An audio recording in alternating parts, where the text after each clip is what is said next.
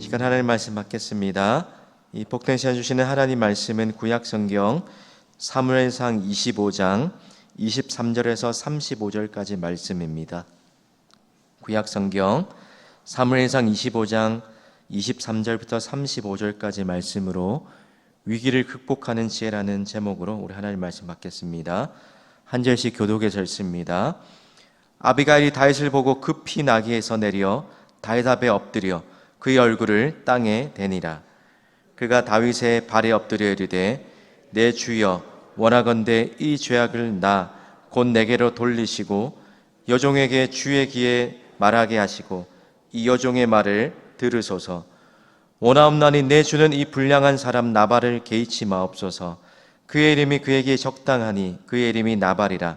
그는 미련한 자니이다. 여종은 내 주께서 보내신 소년들을 보지 못하였나이다.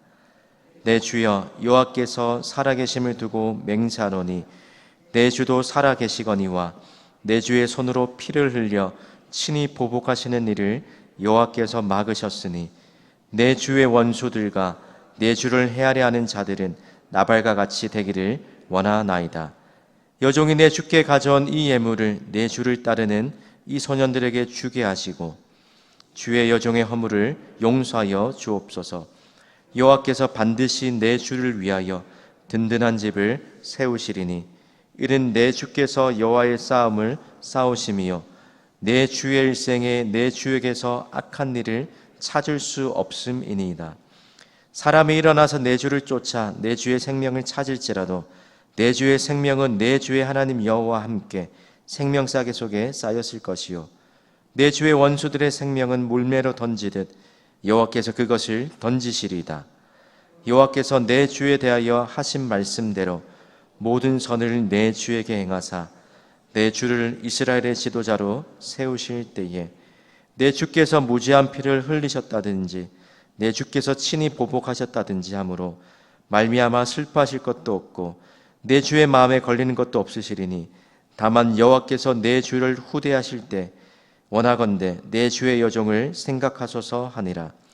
다윗이 아비가일에게 이르되 오늘 너를 보내어 나를 영접하게 하신 이스라엘의 하나님 여호와를 찬송할지로다. 또 내 지혜를 칭찬할지며 또 내게 복이 있을지로다. 오늘 내가 피를 흘릴 것과 친히 복수하는 것을 내가 막았느니라. 나를 막아 너를 해하게 하지 않게 하신 이스라엘의 하나님 여호와의 살아계심을 두고 맹세하노니 내가 급히 와서 나를 영접하지 아니하였다면 방금 아침에는 과연 나발에게 한 남자도 남겨두지 아니하였으리라 하니라. 함께 있습니다. 다윗이 그가 가져온 것을 그의 손에서 받고 그에게 이르되 평안히 올라가라. 내가 내 말을 듣고 내 청을 허락하노라. 아멘. 여러분, 사회가 점점 불안정해지면서 예전보다 심리적인 질병들이 더 늘어나고 있습니다. 그 중에 하나가 바로 분노조절 장애입니다. 우리가 매스컴을 통해서 종종 듣게 되는 소식이 분노를 참지 못해서 묻지마 범죄 같은 그런 극단적인 사건으로 이어지는 경우를 보게 됩니다. 그럼 분노를 일으키는 그런 원인들을 여러 가지 원인들이 있는데 분노 심리라는 책에 보니까 대표적인 그 분노의 원인을 4가지 정도로 소개합니다. 첫 번째는 바로 상실입니다. 어떤 의미를 부여한 사람이나 사물을 상실하게 되면 우리가 자연적으로 슬퍼하게 된다는 겁니다. 그리고 두 번째 원인은 불안이라는 겁니다. 그리고 그 다음 분노의 원인으로 바로 위협과 두려움이라고 말하고 마지막 4번째 원인이 바로 인정 욕구 때문이다라고 이야기합니다. 그럼 상실과 불안, 위협과 두려움, 인정 욕구라는 이 4가지 원인들을 참고해서 오늘 다윗을 살펴보면 분노에 사로잡히기 참 쉬운 조건이었던 것 같습니다. 왜 그렇습니까? 자신이 의지했던 사무엘이 죽고 말았습니다. 그래서 상실감이 남아 있었다는 겁니다.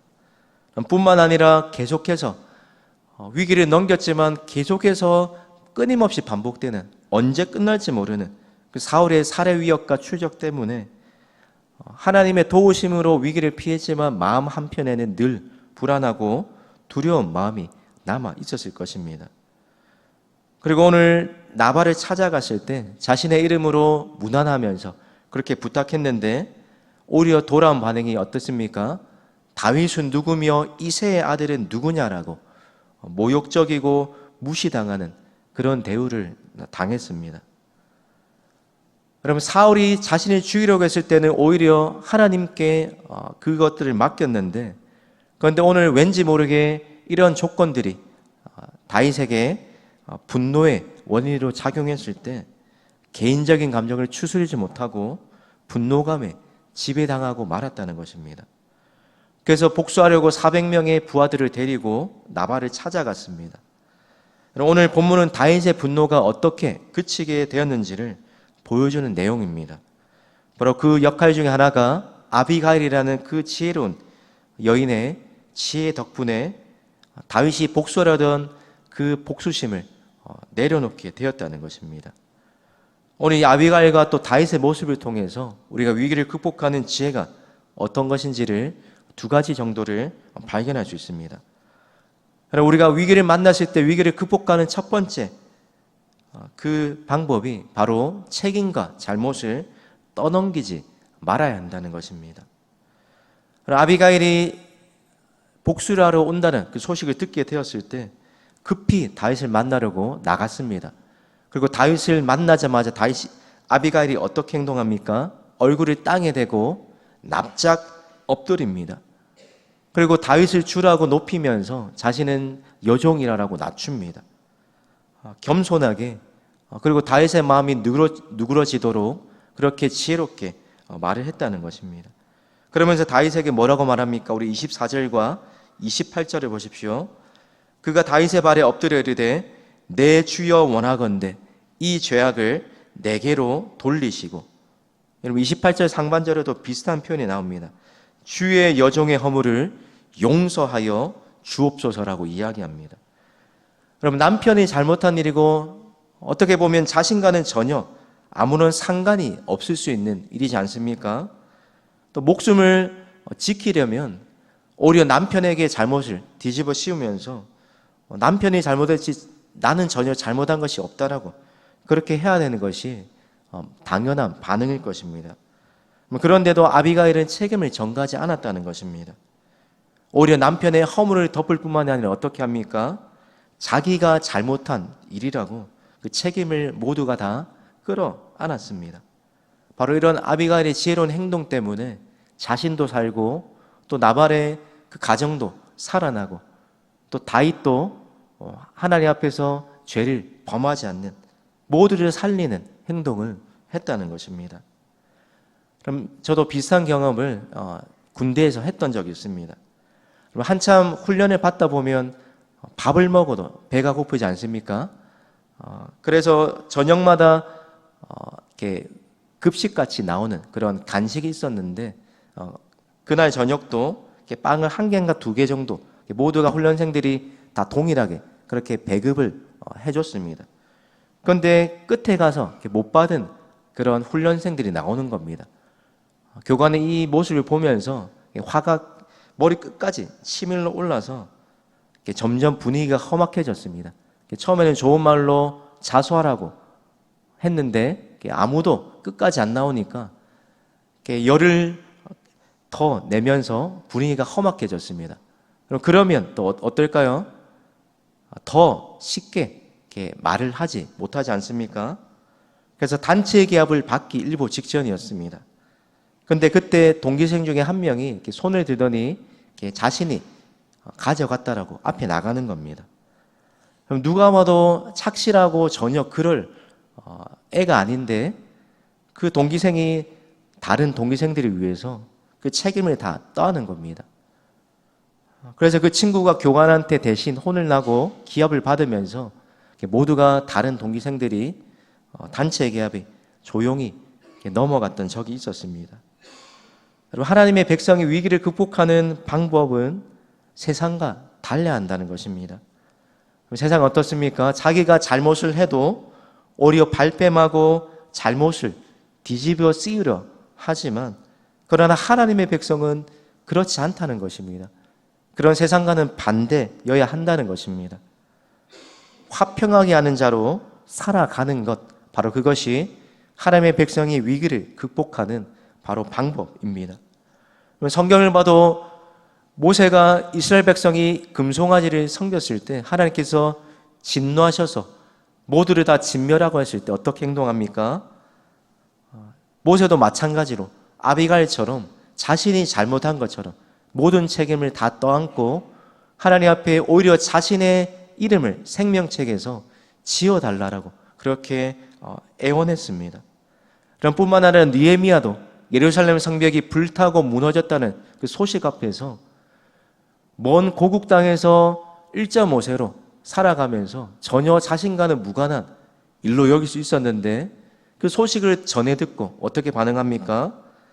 자신과 전혀 상관없는 일이라고 여기지 않고 오히려 자기와 자기의 집안이 범죄했다라고 하나님 앞에 회개하는 모습을 보이더라는 것입니다. 그럼 모세와 느헤미야 이런 모습들이 누구의 모습 속에 대표적으로 나타나는 것입니까? 바로 예수님의 모습이라는 겁니다. 아무런 죄가 없으신 그분이 우리의 모든 죄를 대신 짊어지시고 담당하시고 십자가를 지셨습니다. 그리고 하나님과 죄인 산을 화목하게 하는 화목제물이 되셨습니다. 성도 여러분, 바로 그 예수님께서 저와 여러분에게 맡기신 직분이 있습니다. 바로 화목하게 하는 직분을 주셨다는 것입니다. 바라기는 저와 여러분 모두가 우리에게 주시는 그 화목하게 하는 직분을 잘 감당하여서 저와 여러분이 가는 곳마다 관계가 회복되고 또 화평을 이루는 그 은혜가 나타나기를 주님의 이름으로 축복합니다. 오늘 위기를 극복하는 아비가일의 두 번째 지혜는 어떤 지혜입니까? 바로 하나님의 시각으로 문제를 바라보게 하는 지혜였다는 것입니다. 자신뿐만 아니라 또 다윗에게 하나님의 시각으로 문제를 바라보도록 했다는 것입니다. 아비가일의 지혜와 총명함이 빛나는 그 지점이 바로 이것이라는 겁니다. 감정대로 행동하려는 그 다윗을 붙잡아서 아비가일이 한 말을 보십시오. 오늘 앞에 전체 화면을 한번 보십시오. 26절과 28절, 29절과 30절을 보면 아비가일이 말하는 그 초점이 어디 있습니까?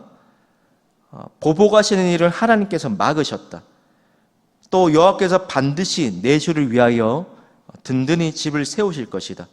이 싸움이 여호와의 싸움을 싸우는, 다윗의 싸움이 여호와의 싸움을 싸우는 것이다라고 상기시키면서, 그러면서 내 주의 생명이 주의 하나님께 생명싸개 속에 쌓여 있다라고 이야기합니다. 그리고 다윗이 지금 집중해야 할 일이 이것이 아니라, 개인적인 복수심이 아니라 하나님께서 이스라엘의 지도자로 세우실 것인데 나중에 이 일들이 후회를 남기지 않도록 정신을 바로 차리고 개인적인 복수심에 불타할 것이 아니라고 그렇게 그 분노를 누그러뜨리게 만들었다는 것입니다. 한마디로 다윗의 삶에 역사하신 하나님이 어떤 분이신지, 또 하나님이 다윗을 미래에 어떻게 사용하실지에 대해서 그것을 상기시키면서 지혜롭게 설득했다는 것입니다. 그러면 이런 아비가일의 말을 듣고 다윗이 분노를 누그러뜨리고 다시 하나님의 시각으로 문제를 바라보기 시작합니다. 그럼 32절과 34절 상반절입니다. 다윗이 아비가일에게 이르되 오늘 너를 보내어 나를 영접하게 하신 이스라엘의 하나님 여호와를 찬송할지로다. 34절 상반절에 나를 막아 너를 해하지 않게 하신 이스라엘의 하나님 여호와의 살아계심을 두고 맹세하노니. 그럼 다윗이 정신을 차리고 하나님께서 이 지혜로운 아비가일을 보내셔서 다윗의 그 자신의 복수심을 꺾으시고 피를 흘리는 이런 일들을 막으셨다라고 고백합니다. 사랑하는 성도 여러분, 위기를 극복하려면 다윗처럼 감정이나 상황에 치우쳐서 판단해서는 안 될 것입니다. 오히려 그 문제와 위기 속에서 하나님의 뜻이 어디 있는지 그것을 살펴보고 깊이 생각하고 행동하는 것, 바로 하나님의 시각으로 문제를 바라보고 결정해야 나중에 후회할 일을 남기지 않을 수 있다는 것입니다. 바라게 된 저와 여러분 모두가 또 오늘 하루를 살아가실 때 모든 문제를 하나님의 시각으로 바라보고 행동할 수 있는 그런 지혜로운 하나님의 백성들 되시기를 우리 주님의 이름으로 축복합니다. 우리 화면에 있는 기도 제목을 함께 읽겠습니다. 지혜로운 말과 행동을 통해 관계가 회복되고 화평을 이루게 하옵소서. 하나님의 시각으로 문제를 바라보고 해석할 수 있는 믿음의 눈과 분별력을 주옵소서. 기도하겠습니다. 하나님 아버지, 오늘 십자가로 주님께서 화평을 이루시고 우리에게 화목하게 하는 직분을 주셨습니다. 우리에게 주신 직분을 잘 지키게 하셔서 우리가 가는 곳마다 관계가 회복되며 깨어진 곳에, 갈등이 있는 곳에 화평이 일어나는 역사가 나타나게 하여 주시옵소서. 오늘 우리가 마주하는 모든 문제와 위기 속에서 감정과 상황에 치우쳐서 후회할 일을 남기지 않게 하시고 하나님이 주신 지혜로 또 분별력을 가지고 하나님의 시각으로 문제를 바라보고 해결할 수 있는 은혜와 믿음을 허락하여 주시옵소서. 오늘 그리하여서 하나님께서 기뻐하시는 하나님의 백성답게 살아가는 하루 되게 하여 주시옵소서. 감사드리며 예수님의 이름으로 기도드립니다. 아멘.